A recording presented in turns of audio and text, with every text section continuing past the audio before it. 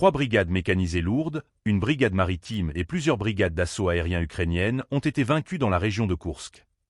Cette annonce du ministère russe de la Défense marque un tournant dans les affrontements récents entre Moscou et Kiev à la frontière russo-ukrainienne.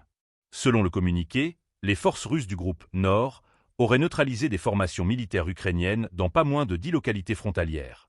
N'oubliez pas de vous abonner pour suivre l'évolution de ce conflit complexe et laissez vos avis en commentaire. Pensez-vous que ces manœuvres pourraient redéfinir les lignes de front? Parmi les localités citées figurent Gevo, Lebedevka, Martinovka et Novoivanovka.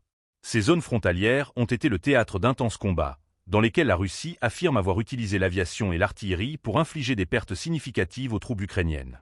Selon les autorités russes, l'opération aurait également ciblé 5 localités dans la région de Soumy, en Ukraine, avec une précision accrue grâce à l'utilisation de frappes aériennes et d'artillerie lourde.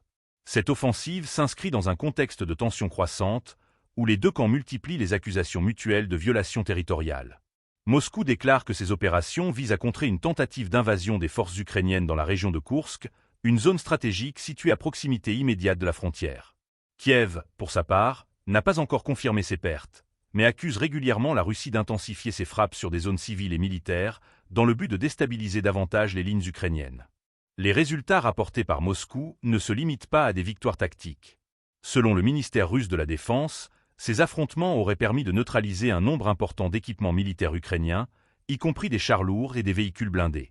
Ces succès, s'ils se confirment, constitueraient un revers majeur pour Kiev, déjà sous pression sur plusieurs fronts. Cependant, ces affirmations doivent être analysées avec prudence, car elles s'inscrivent dans une guerre de l'information où chaque camp cherche à valoriser ses actions tout en minimisant ses pertes. Les analystes soulignent également que ces victoires tactiques pourraient ne pas suffire à changer l'équilibre stratégique global du conflit, qui reste marqué par une guerre d'usure intense.